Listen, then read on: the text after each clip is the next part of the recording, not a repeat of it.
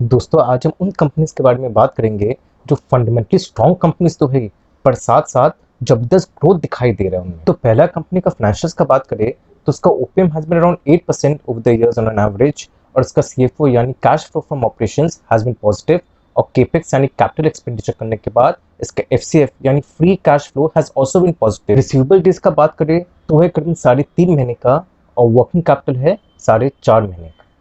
ROE यानी return on equity has been around 10% on an average in the last few years, और वहीं ROCE यानी return on capital employed has been around 8%। Debt equity ratio का बात करें तो it's a debt free company.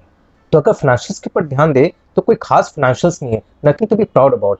पर यहाँ सबसे बड़ा बात यह है कि जिस प्रोडक्ट स्पेस में है उस स्पेस में जबरदस्त ग्रोथ दिखाई दे रहा है, और ये मैं इसलिए बोल रहा हूँ क्योंकि this company is going to be one of the major beneficiaries of the government's decision to achieve 20% ethanol blending with petrol by 5 years to 2025। ये एक्चुअली इंडिया का one of the most successful biofuels company है।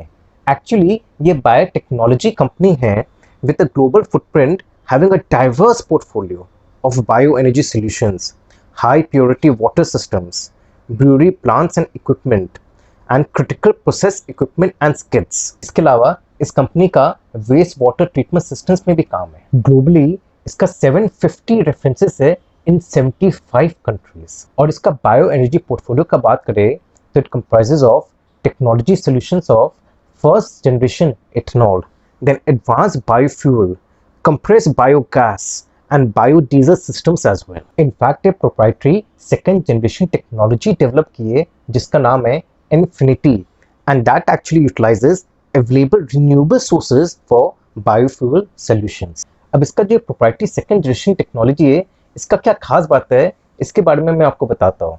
अब जैसे first generation ethanol production में it is dependent on mainly food crops जैसे corn हो गया, sugarcane हो गया, whereas इनका जो सेकेंड जनरेशन है that is not dependent on those things, instead it is dependent on rice husk, palm residue and wheat stalk. इसके अलावा it also uses lignocellulosic biomass as raw material. और ये सब जितने भी रॉ मटेरियल के बारे में बताया ये सब एग्रीकल्चर वेस्ट है। इनफैक्ट ये different kind of enzymes use करता है to break this organic waste into glucose और carbon sugars from which ethanol is extracted। इसके अलावा it also uses sugars in non-edible feedstock, and that helps to create an additional source of feedstock for ethanol production।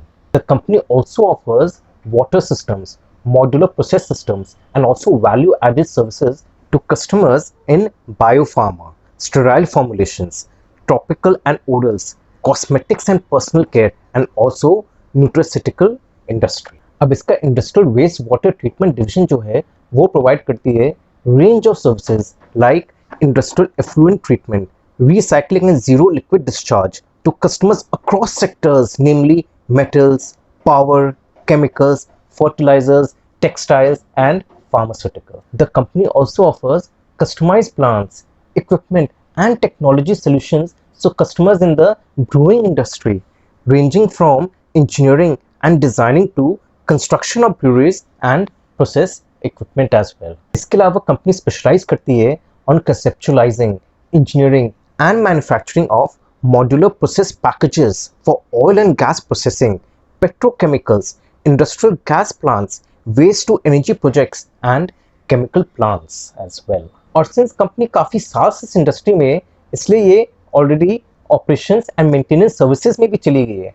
और यहाँ company actually develop की है एक digital platform जिसके कारण it will be able to monitor the performance of the plant much better than other companies. इसके 4 manufacturing plants है जिसमें 3 महाराष्ट्र में है और एक गुजरात में, और सबका बहुत अच्छा कनेक्टिविटी है टू पोर्ट्स एंड हाईवेज। इसका bio mobility platform uses renewable biological resources to produce carbon neutral transportation fuels across all modes of transport जैसे सरफेस, एयर और मरीन। सबसे बड़ा कंपनी का मोट है कि इनके पास टेक्नोलॉजी है और इनका टेक्नोलॉजी यूज करके दूसरे कंपनीज अपना प्रॉफिट्स को मैक्सिमाइज कर सकते हैं by upgrading the existing plants by using the technology of this company to reduce the requirement of water and energy. और कंपनी जो अपना नया प्लांट भी बना रहे और कैपेसिटी एक्सपेंशन भी करे वो भी instead of using the feedstock to produce sugar, वो उनको यूज कर सकते हैं to produce ethanol by using the company's technology again. Single feedstock से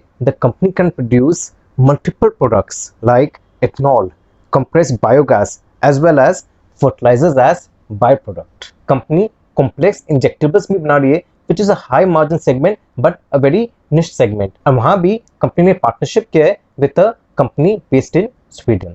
In fact पिछले 5 साल में ऑलरेडी 130 करोड़ रुपया स्पेंड हो चुका है ऑन द R&D डिविजन यानी research and development for the products. और यहाँ कंपनी को पिछले साल ही 6 इंडियन पेटेंट्स और 41 फॉरेन पेटेंट्स मिला है। Actually the company already has 84 patents to its name and it also has more than 76 research scientists of whom 55 are master's degree and 19 are PhDs। तो दोस्तों कंपनी का नाम है प्राज इंडस्ट्रीज लिमिटेड।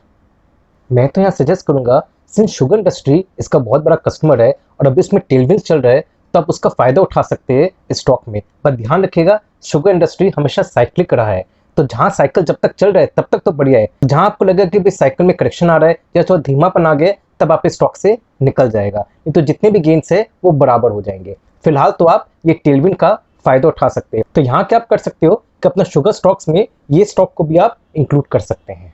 रिस्क का बात करें तो सबसे बड़ा रिस्क तो ये है कि since the company works in the cyclic capital goods sector जहां demand is dependent on the capital expenditure cycle of its end user industries.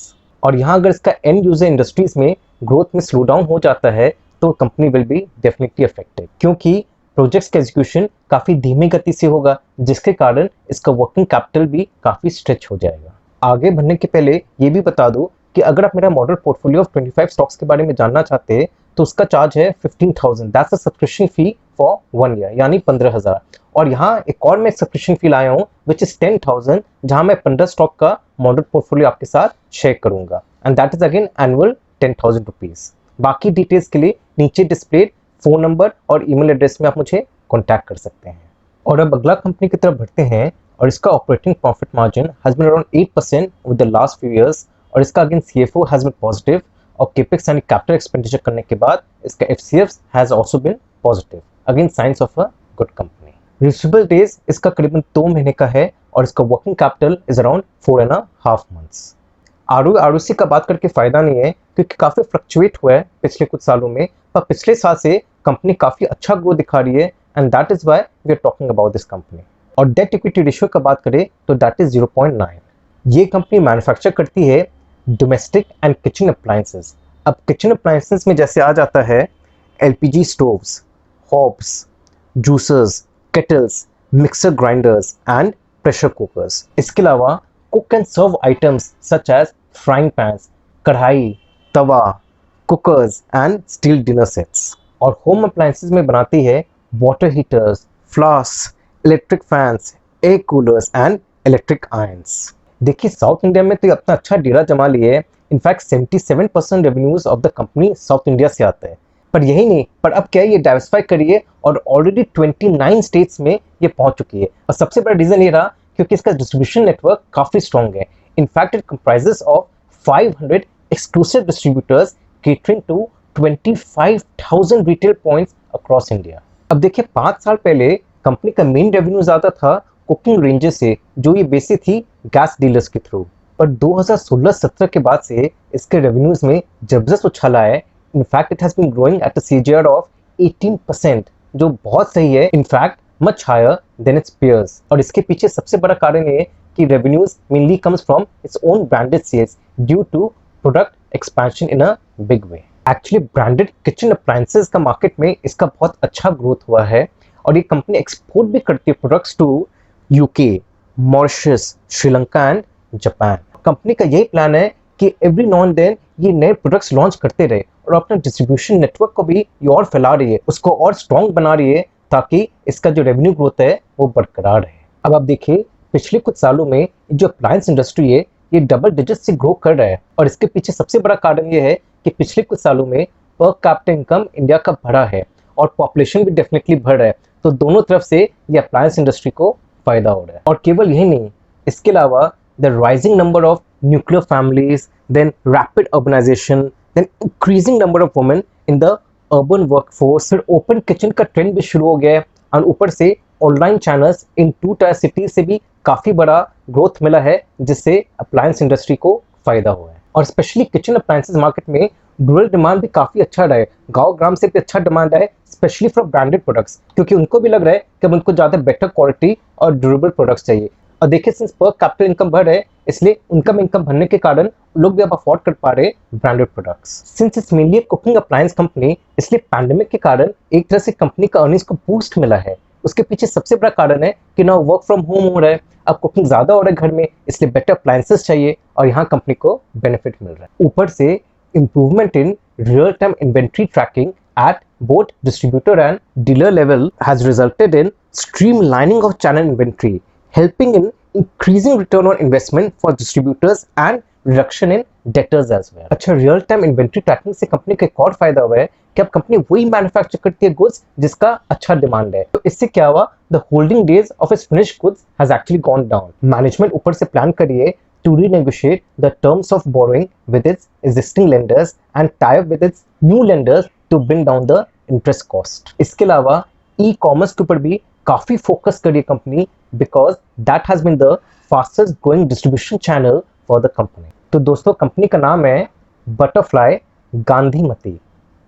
Risk का बात करें तो सबसे बड़ा रिस्क तो ये है कि देखिए, इसका जो मेन रॉ मटेरियल्स है वो है स्टील और एल्यूमिनियम, और अपने सब जानते हैं कि फिलहाल स्टील और एल्यूमिनियम दोनों का प्राइस स्काई रॉकेट कर गया है। तो डेफिनेटली कंपनी का मार्जिन इंपैक्ट हुआ है, पर उतना हद तक इंपैक्ट नहीं हुआ है। और सिंस साउथ इंडिया में तो अच्छा खासा प्रेजेंस है, इसलिए कंपनी थोड़ा हद तक the increase of raw materials pass कर दिए अपने कस्टमर्स को by increasing the price of its products. हाँ, पर अगर यहाँ से और सिग्निफिकेंट प्राइस राइज होते हैं the raw materials, then company को बहुत मुश्किल होगा और प्राइस अपना इंक्रीज करना ऑफ इट्स प्रोडक्ट्स। सेकंड इसका बात करें तो साउथ इंडिया में इसका one of the main competitors हुआ TTK प्रेस्टीज, देन प्रीति और अदर अनऑर्गेनाइज्ड प्लेयर्स। और नॉर्थ इंडिया में सिंस इसका प्रेजेंस खास नहीं है, पर अगर नॉर्थ इंडिया में भी जाती है, वहाँ डाइवर्सिफाई करती है, तो वहाँ भी जबरदस्त कॉम्पिटिशन है from players like TTK, Hawkins, Sunflame, Crompton's, Havells, Morphy Richards and many other unorganised players as well. तो दोस्तों, अगर आपको मेरा वीडियो अच्छा लगा तो लाइक और सब्सक्राइब जरूर करेगा,